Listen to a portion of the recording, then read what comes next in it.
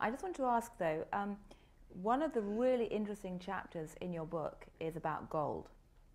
And there's been a lot of media debate in the past about your views on gold. You yourself have posed the question as to why would anyone want to buy this barbarous relic?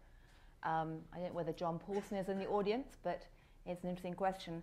But do you think that gold is currently a good investment given what you're saying about the potential for turmoil? Yes. Do you put... Yeah, I mean, economists are usually perfect in equivocating. In this case, I didn't equivocate. Look, remember what we're looking at. Gold is a currency. It is still, by all evidences, the premier currency where no fiat currency, including the dollar, can match it. And so that the issue is, if you're looking at the question of turmoil, you will find, as we always have in the past, it moves into the gold price. But the gold price is actually sort of half a commodity price. So when the economy is weakening, it goes down like copper.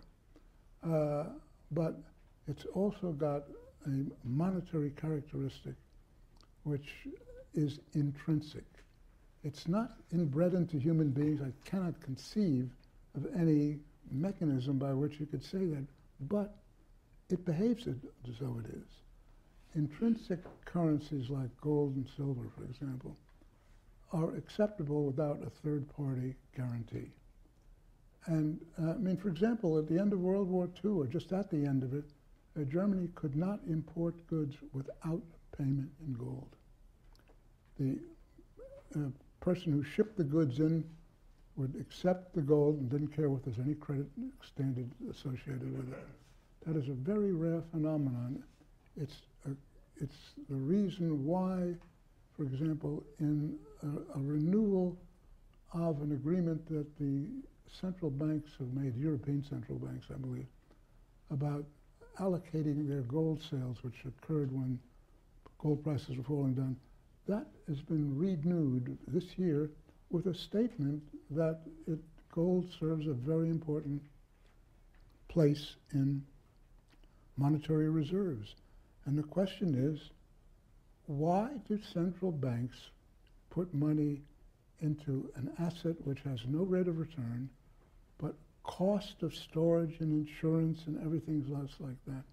Why are they doing that?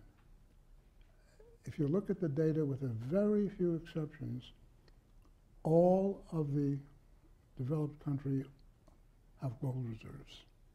Why? Well, I imagine right now it's because of a question mark hanging over the value of fiat currency or the credibility going forward. Well, that's what I'm getting at. Every time you get some really serious question, the 50% of the gold price determination begins to move. Right.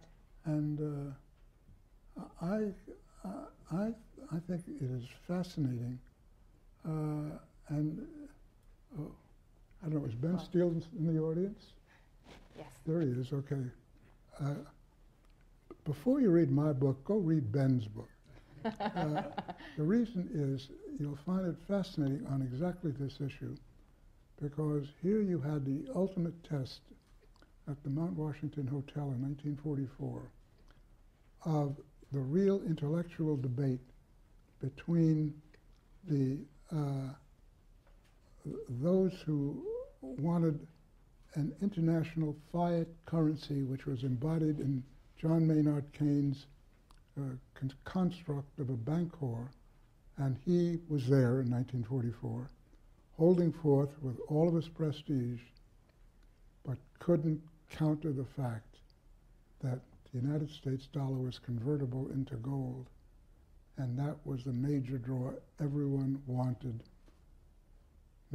America's gold, and I think that Ben really described that in extraordinarily useful terms as far as I can see. Anyway, thank you. Right. Well, I'm sure with comments like that, that will be turning you into a rock star amongst the gold bug community. In fact, you'll probably be trending on Twitter today. But we do have time for half an hour for questions.